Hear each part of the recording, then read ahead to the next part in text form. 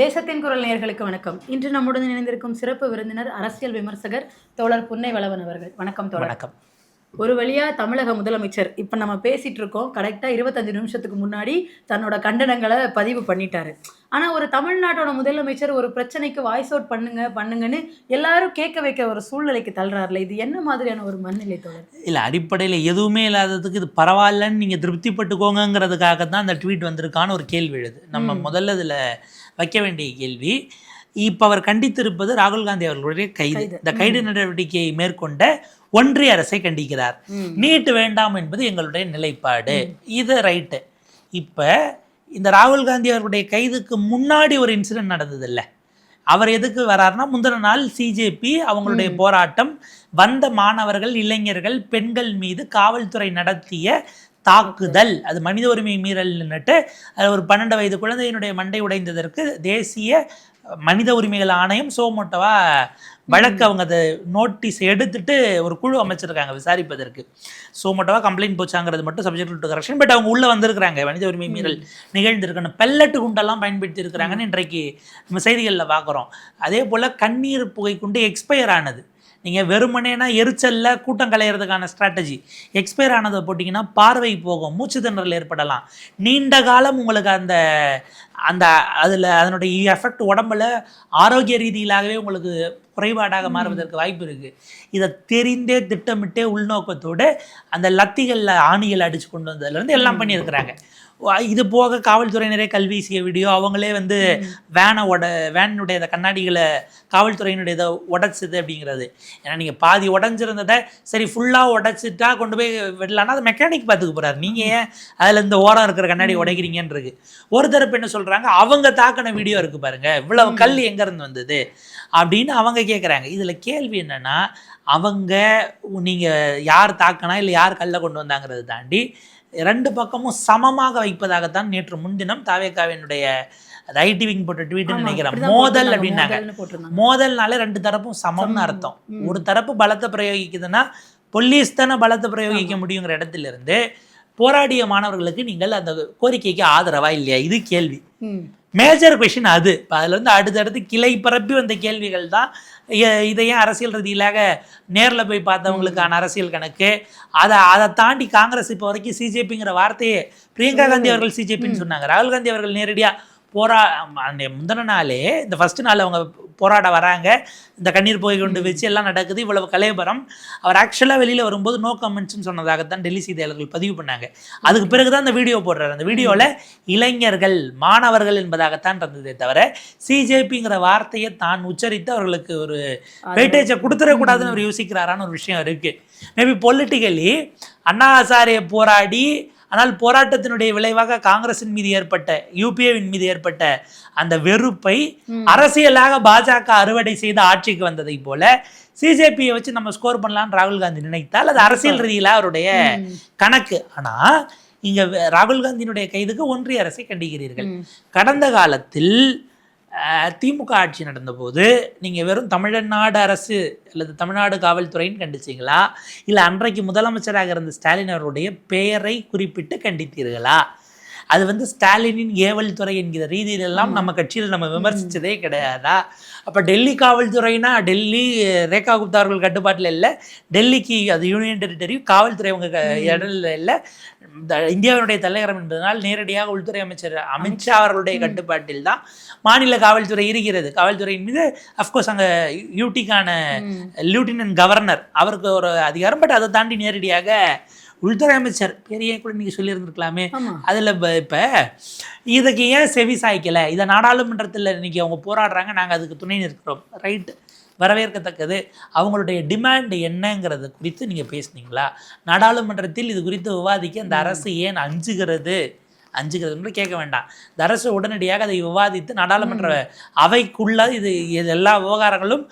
இப்போ என்னன்னா, நீங்கள் தாக்குதல்னு இதை நீங்கள் ஒத்துக்கிட்டீங்கன்னா தான், ஏன்னா நீங்கள் மோதலுங்கிறது தாக்குதல்ங்கிறது வேற.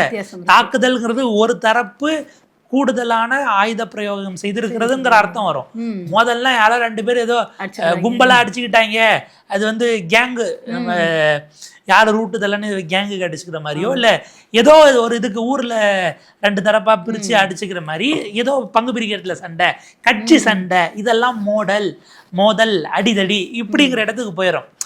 அப்போ 2 பேரும் ஈக்குவலாக இருக்கும்போது தான் நீங்கள் அந்த சொல்ல பயன்படுத்த முடியும். நீங்கள் தாக்குதல்னு பயன்படுத்திட்டா தாக்குதல் குறித்து நாடாளுமன்றத்தில் விவாதிக்கணுங்கிறது தான் ராகுல் காந்தி வைத்த கோரிக்கைகளில் பிரதானமானது. பிரதானவருடைய பதவி விலகல், அந்த கோல் போஸ்ட்டுங்கிறது அவங்க வச்சது. முதல்ல நீட்டு லீக்ல இருந்தே ஆரம்பிக்கணும் காரணகர்த்தான்ற இடத்துல.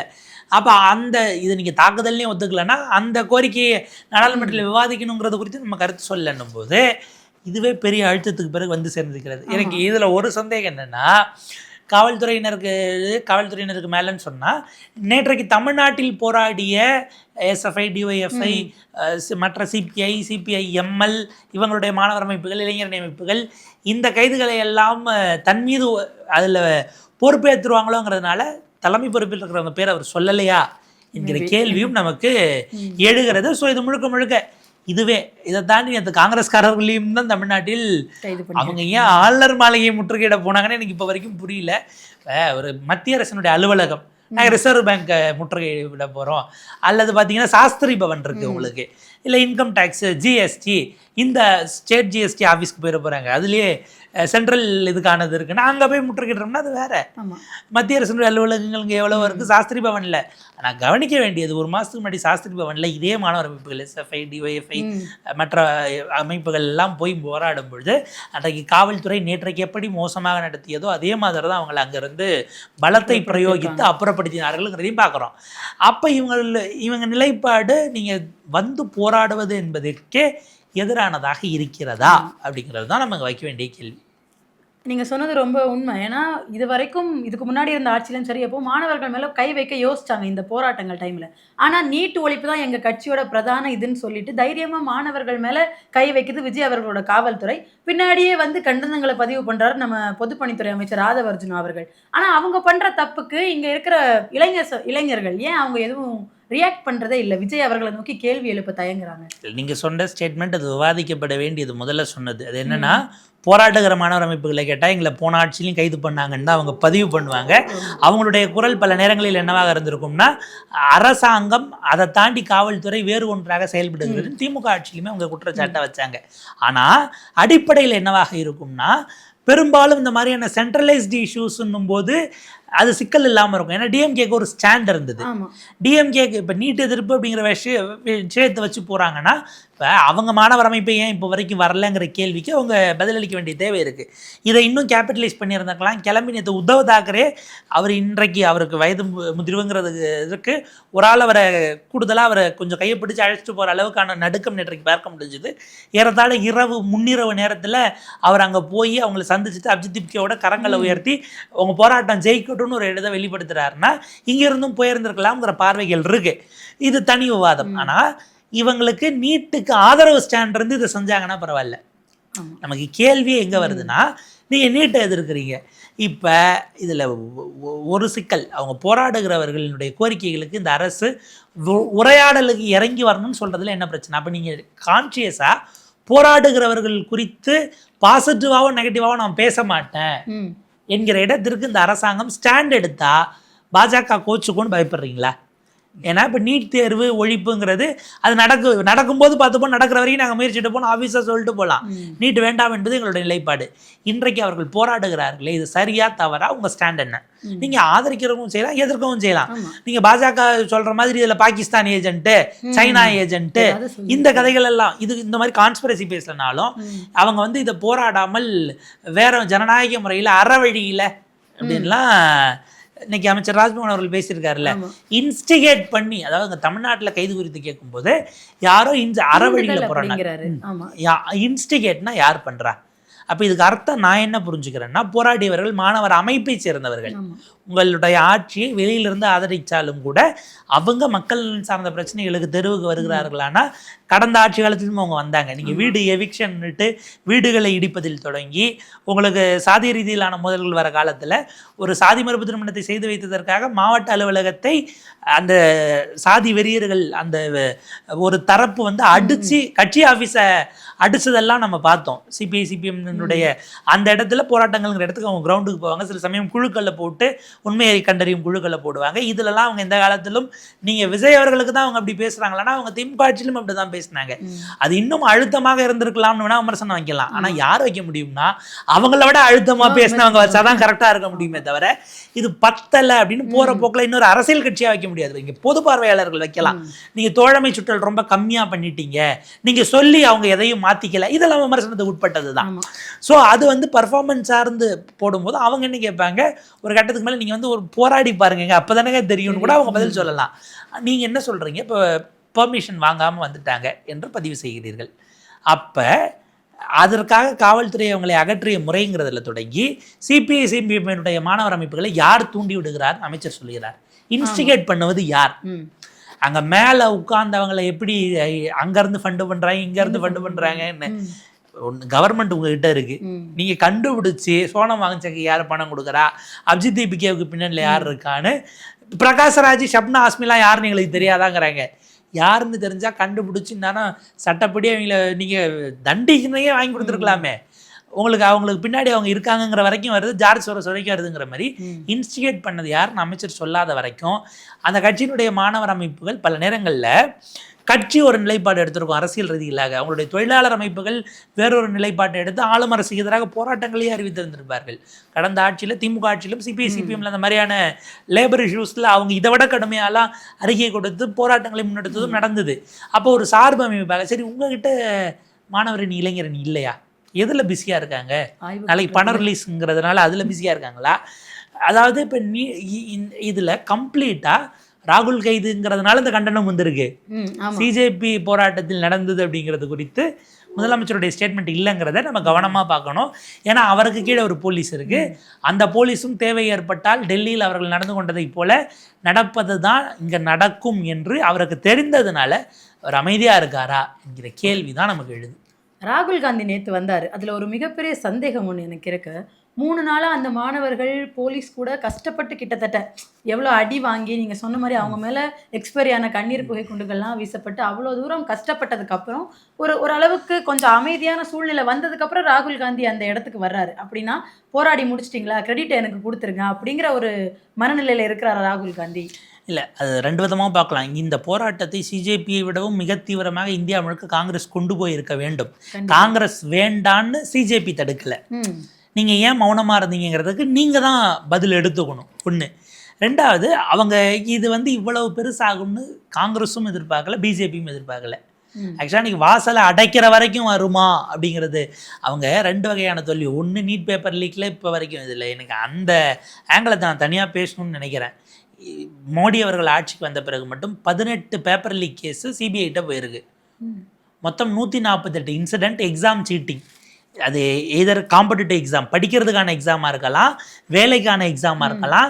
2015 2026 வரைக்கும் 11 ஆண்டுகளில் 148 சம்பவங்கள் நடந்திருக்கிறது. ஆள் மாறாட்டமாக இருக்கலாம், கம்ப்யூட்டரைஸ்டாக நீங்கள் எக்ஸாம் எழுதுகிற கம்ப்யூட்டரை லாங்கிலேருந்து ஹேக் பண்ணி ஆன்சர்ஸ் அவங்க இது பண்ணி சப்மிட் பண்ணக்கூடிய அளவுக்கெல்லாம் சீட்டிங் அடுத்தடுத்த கட்டத்துக்கு போயிடுச்சு. இப்படி 148 இன்சிடென்ட்ஸ் பதிவாயிருக்கு. காங்கிரஸ் பீரியடில் அதுக்கு முன்னாடி 11 வருஷத்தில் நடந்ததை விட டபுள் த டைம். அவங்க பேரில் 72 கேஸ் நடந்துச்சு, உங்கள்ட்ட 148 கேஸ் நடந்துச்சு. நீங்கள் தான் பாஞ்சு பிடிக்க சிபிஐ வச்சுருக்கீங்கல்ல, அந்த சிபிஐ 18 வழக்குகள் இப்போ கடைசியாக போன நீட்டோட 18 வழக்கு, ஒரு கேஸில் கூட இப்போ வரைக்கும் யாருக்கும் குற்றம் வாளிகள்னு தண்டனை வாங்கி தரல. 18 வழக்குகள் அவங்ககிட்ட இருக்கு. அமலாக்கத்துறை ஒரு 11 கேஸ் எடுத்திருக்காங்க, ஆயிரக்கணக்கான கோடி ரூபாய் சொத்தை இணைச்சிருக்காங்க. ஒரு கேஸில் கூட தண்டனை வாங்கி தர முடியல. ஒரு ஆள்லாம் 2 ஸ்டேட்டில் பேப்பர் லீக்கில் சிக்கியிருக்காப்புல. ஒரு இதில் போக வேண்டியது 3 மாதம் 6 மாதம் ஜெயிலில் இருக்க வேண்டியது, ஜாமீன் வாங்கிட்டு வெளில வர வேண்டியது, அடுத்து அதே நெட்வொர்க்கை வச்சு வேறு இன்னொரு ஸ்டேட்டில் இன்னொரு எக்ஸாம்னு 4 பேப்பர் லீக்கில் ஒரே ஆள் சம்மந்தப்பட்டிருக்கா, மூளையாக செயல்பட்டுருக்காங்க. நீங்கள் மாணவர்களுடைய நலன் தான் எங்களுக்கு பெரியதுன்னு பிரதமர் மோடி என்டிஏ எம்பிக்கள் கூட்டத்தில் பேசினாராம். அப்போ இதில் யாராவது 4 பேரை பிடிச்ச நேரம் தண்டனை வாங்கி கொடுத்து அந்த நெக்ஸஸை முதுகெலும்பு யாருன்னு மூளை யாருன்னு பார்த்து நீங்கள் அதை காலி பண்ணியிருக்க வேண்டாமா எக்ஸாம் சீட்டிங் விவகாரங்கள்லங்கிற கேள்வி வரும். இது இது வந்து உங்களுக்கு எண்ணம் இருந்ததால் நீங்கள் செஞ்சுருப்பீங்க. ஏதோ காங்கிரஸ் வந்து ஒரு 2 கேஸ்லையாச்சும் நீங்கள் அவங்க பீரியடில் சிபிஐ பார்த்தா தண்டனை வாங்கி கொடுத்தது. அன்றைக்கு ஐ திங்க் அது யூபியினுடைய கான்ஸ்டபிள் எக்ஸாம் நினைக்கிறேன், ஒரு முன்னாள் டிஐஜியை குற்றவாளின்னுட்டு நிரூபித்து தண்டனை வாங்கி கொடுத்தாங்க. ஆர்ஆர்பி எக்ஸாம் இப்படி நடந்தபோது மும்பையினுடைய ஆர்ஆர்பி சேர்மேனை 2009 காலகட்டம் நினைக்கிறேன், அதில் அவரை குற்றவாளின்னு முடிச்சு அந்த கேஸில் இருந்தால் 10 பேர் வரைக்கும் தண்டனை வாங்கி கொடுத்தாங்க.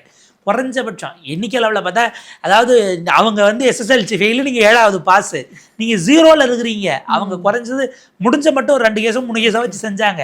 அதற்கு பிறகு இந்த எஃபிஷியன்சி இருக்குல்ல, இது எதையுமே நீங்கள் செய்யலைன்னா உங்களுக்கு லீக் ஆகிறது. இந்த லீக் ஆனதில் மிக அதிகமான வழக்குகள் பாஜக ஆளக்கூடிய மாநிலம். நான் சொன்ன இந்த 148 கேஸில் 99 கேஸ் பாஜக அல்லது பாஜக கூட்டணி என்டிஏ ஆளக்கூடிய மாநிலங்களாக இருக்கிறது. ஸ்டேட்டாகவும் சென்ட்ரலாகவும் நீங்கள் எடுத்தீங்கன்னா. அடுத்து பார்த்தீங்கன்னா ஒரு 21 வழக்குகள் வந்து காங்கிரஸ் அல்லது காங்கிரஸ் கூட்டணி அரசாங்கம் இருக்கக்கூடிய மாநிலங்கள். ஒரு 13 கேசஸ் வந்து பார்த்தீங்கன்னா 13% கேசஸ் மொத்தம் 20 வரைக்கும் வரும்னு நினைக்கிறேன். அது வந்து இது ரெண்டுமே இல்லாத அதிமுக இருந்த காலகட்டத்தில் இங்கே நடந்தது.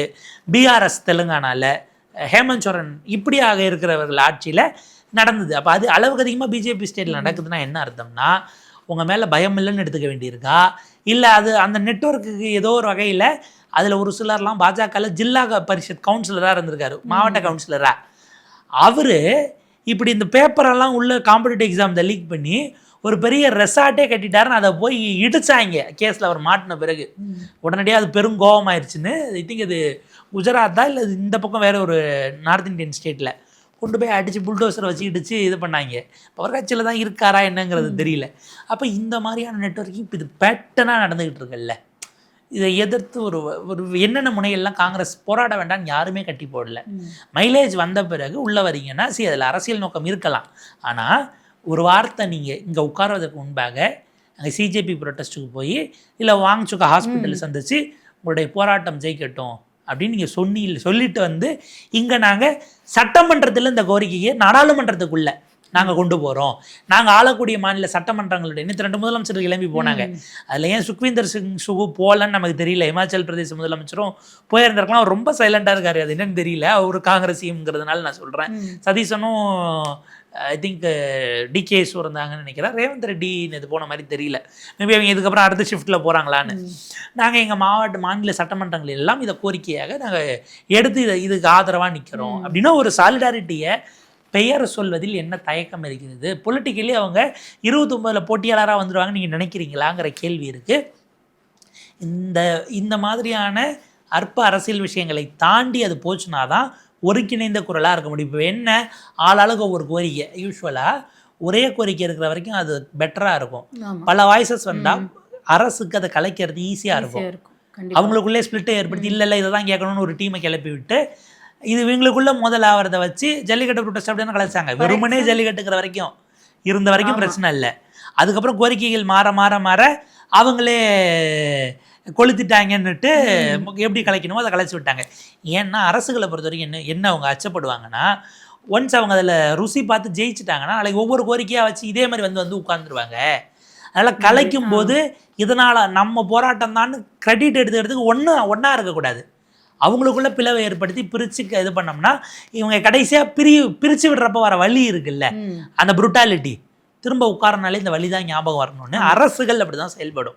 அரசினுடைய ஒரு தன்மை, கவர்மெண்டோட ஒரு ஸ்ட்ராட்டஜியாக நீங்கள் சொல்லி நாங்கள் செஞ்சோங்கிறத கிளைம் பண்ணுறதை கூட நீங்கள் யோசிக்க வரும்போது ஐயோ அன்னைக்கு கடைசி நாள் அடிச்சு அடின்னு தான் உங்களுக்கு உளவில்லாம் ஞாபகம் வரணுங்கிறது அரசுகள் காலகாலமாக எடுக்கிற யுக்தி. இப்போது வரைக்கும் அவர் ஒரு கூட்டணி கட்சி தலைவராக அங்கே பேசிட்டாருனாலும் தமிழ்நாடு முதலமைச்சராக ஏன் மாவட்ட ரீதியிலாக அந்த கோரிக்கையை எதிர்த்து போராடக்கூடியவர்களுக்கு நீங்கள் பாதுகாப்பான ப்ரொட்டஸ்ட்டுக்கான ஸ்பேசஸை நீங்கள் டெசிக்னேட்டே பண்ணலாமே. இப்போ ஜல்லிக்கட்டு போராட்டத்துக்கு மாவட்ட வாரியாக அங்கங்கே போராட்டம்னு ஒரு இதை ஆர்கனைஸ் பண்ணிட்டாங்க இல்லையா, அந்த மாதிரி கூட நீங்கள் செய்யலாமே. அதெல்லாம் தாண்டி தூண்டிவிட்டு தான் இவர்கள் வருகிறார்கள் என்று சொல்வது கடந்த காலத்தில் விவசாயிகள் போராட்டத்திற்கு டெல்லியில் அவர்கள் என்ன வார்த்தை பயன்படுத்தினார்களோ இன்றைக்கு அந்த மாணவர்களை நோக்கி என்ன பயன்படுத்துகிறார்களோ அதுக்கும் இதுக்கும் எந்த வித்தியாசமும் இல்லை என்பது தான் நாம் பார்க்க வேண்டியிருக்கிறது. அப்போ இது ஆட்சி அதிகாரத்தில் உட்கார்ந்து கேள்வி கேட்பதற்கு நீங்கள் யார் என்ன கேள்வி கேட்க என்று இருக்கக்கூடிய அத்தகைய தன்மை கொண்ட தலைவர்களுடைய மொழி வார்த்தை பிரயோகம் அப்படின்னு தான் நம்ம பார்க்க வேண்டியிருக்கு. ஸோ எந்த வகையிலும் அவருக்கு இவர் சலைச்சவர் இல்லை அப்படின்னு பெரிய ஜி போல நம்முடைய மாண்புமிகு தமிழ்நாடு முதலமைச்சர் அப்படி எதுவும் இன்ஸ்பிரேஷன் எடுத்துட்டாரான்னு நமக்கு தெரியல. உங்களோட நேரத்துக்கும் கருத்துக்கும் ரொம்பவே மிக்க நன்றி. நன்றி.